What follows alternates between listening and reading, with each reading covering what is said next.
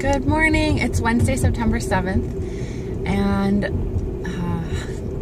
I just had the coolest devotional time this morning.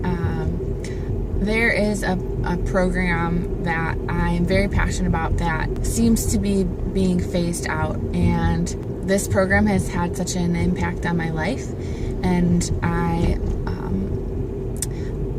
am grieving because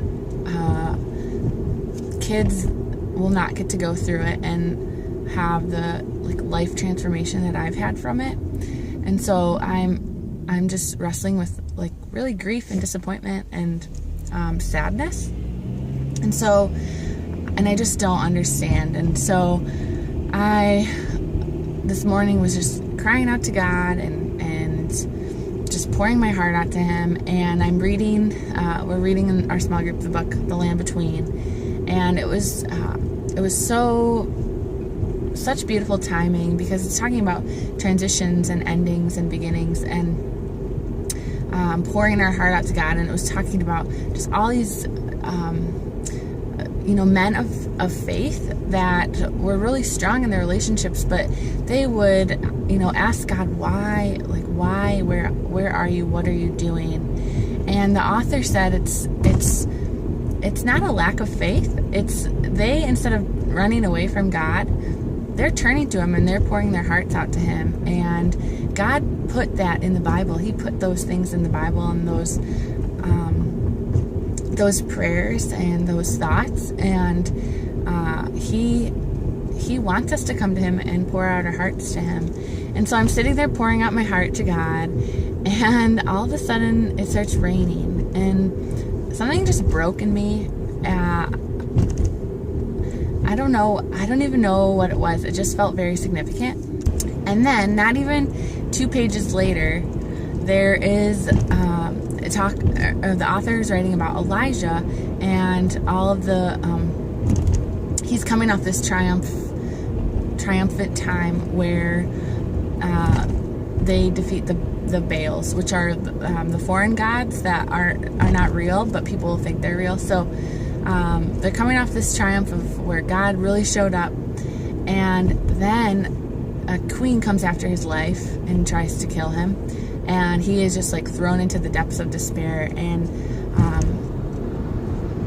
before that, it says that the rain started falling, and after this breakthrough, and literally the rain started falling just a minute or two before I read that. It was just so neat. And so then it's the author writes about how Elijah is running for his life, and he's like, Lord, I just want to die. This is terrible. I'm too exhausted. I can't bear this anymore. And I don't know if you've ever had one of those moments or in your life, but I sure have. And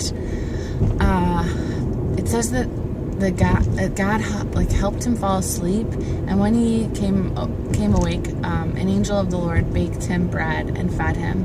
And instead of God being like, hello, I just delivered you from this, remember who I am, God takes care of him. And I just love that's who God is. He's like, oh, son, you're exhausted, let me give you some food.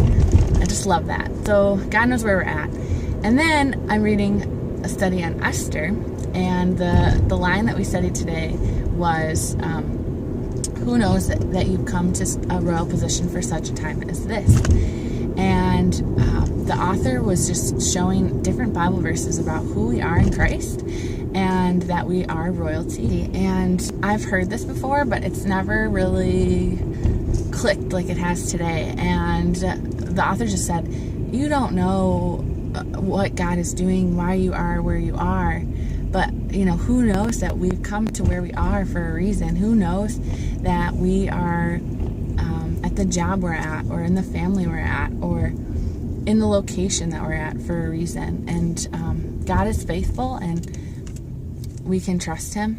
So this morning was just so reassuring for me of who God is and how He meets us where we're at, and that we can cry out to Him, and He delights in hearing how we feel, and He comforts us, and really just reminds us of our purpose and why we're here. And I'm just blown away. I love God. Literally, my heart was so broken this morning, and it's like He's piecing it together, and I'm just so grateful.